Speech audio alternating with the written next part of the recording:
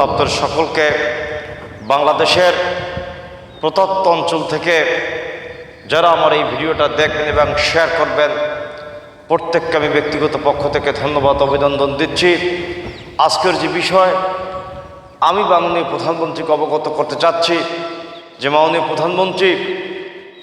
Independent TV গত 9/6/2024 তারিখে অনলাইনে একটি স্টেটমেন্ট দিয়েছেন বঙ্গবন্ধু শেখ মুজিব বিশ্ববিদ্যালয় নিয়ে, এবং বঙ্গবন্ধু শেখ মুজিব বিশ্ববিদ্যালয় নিয়ে তারা যে প্রতিবেদনটা অনলাইনে দিয়েছেন ইন্ডিপেন্ডেন্ট টিভি, সেখান থেকে আমরা যে বিষয়টা অবগত হচ্ছি মাননীয় প্রধানমন্ত্রী বঙ্গবন্ধু মেডিকেল বিশ্ববিদ্যালয় কত প্রকারের দুর্নীতি আছে, সকল প্রকারের দুর্নীতি এই বঙ্গবন্ধু মেডিকেল বিশ্ববিদ্যালয় তারা উল্লেখ করেছেন।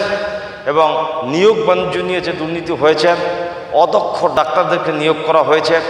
এবং অদক্ষ ডাক্তারদেরকে যে বিনা ইন্টারভিউতে নিয়োগ দিয়েছেন, এবং সেখানে যে অর্থনৈতিক যে বিষয় রয়েছেন সেগুলো যে দুর্নীতি হয়েছেন, এবং জনবলের যে সংকট রয়েছেন, প্রায় 500 কোটি টাকার যে যন্ত্রপাতি রয়েছেন সেগুলো ব্যবহার হচ্ছে না, এবং দক্ষিণ কোরিয়ার এক্সিম ব্যাংক এই বঙ্গবন্ধু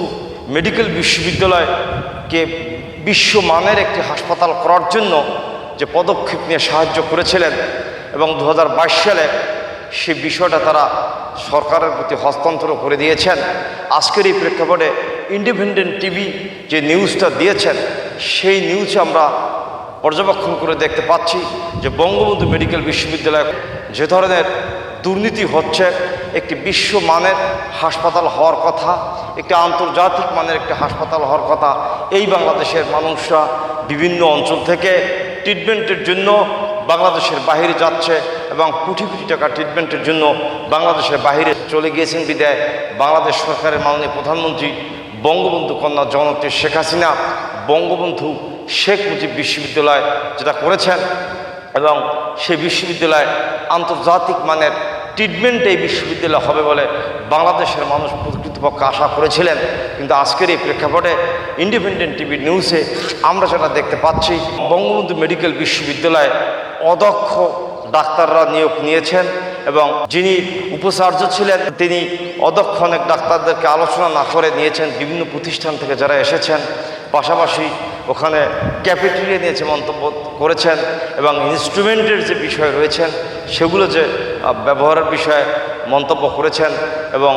বিভিন্ন ধরনের যে দুর্নীতির কথা ওইখানে উঠেছেন সেই দুর্নীতির বিষয় নিয়ে যে প্রতিবেদনটা করেছেন সেই প্রতিবেদনের আলোকেই আজকের এই প্রেক্ষাপটে আমি মাননীয় প্রধানমন্ত্রী বক্তব্য উপস্থাপন করতে চাচ্ছি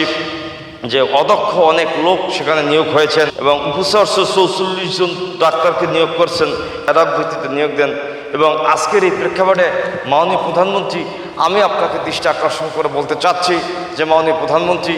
এই বাংলাদেশের টেকনাফ থেকে তেঁতুলিয়া এবং রূপসা থেকে পাথুরিয়া আপনি কন্ট্রোল করছেন।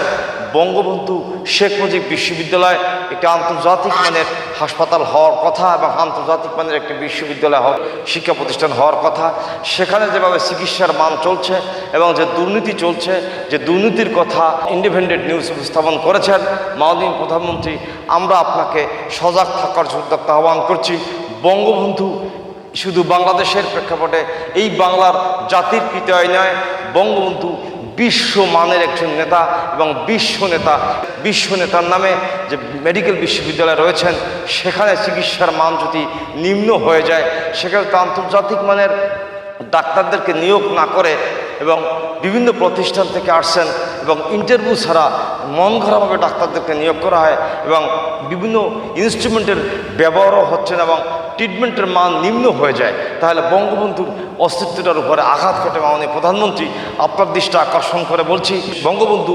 শেখ মুজিব বিশ্ববিদ্যালয় নিয়ে যে নিউজ কাভারেজ করেছেন সেই বিষয়টাকে তদন্ত করে এবং বঙ্গবন্ধু মেডিকেল বিশ্ববিদ্যালয়কে আন্তর্জাতিক মানের একটি বিশ্ববিদ্যালয় করার জন্য এবং আন্তর্জাতিক মানের ট্রিটমেন্ট যাতে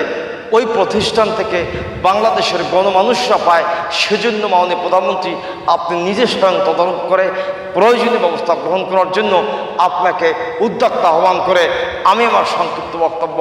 শেষ করার পূর্বে পুনরায় মাননীয় প্রধানমন্ত্রী বলতে চাচ্ছি, বঙ্গবন্ধু শুধু বাংলাদেশের জাতির পিতা নয়, তিনি বিশ্ব মানের একজন নেতা এবং বিশ্ব নেতা। এই বিশ্ব নেতার নামে মেডিকেল বিশ্ববিদ্যালয়টা রয়েছেন, সেখানে আন্তর্জাতিক মানের ট্রিটমেন্ট বাংলাদেশের মানুষ আশা করছে। সে উদ্যোক্তা আহ্বান নিয়ে আমি আমার সংক্ষিপ্ত বক্তব্য শেষ করছি। ধন্যবাদ আপনার সকলকে। সুস্থ থাকবেন, ভালো থাকবেন।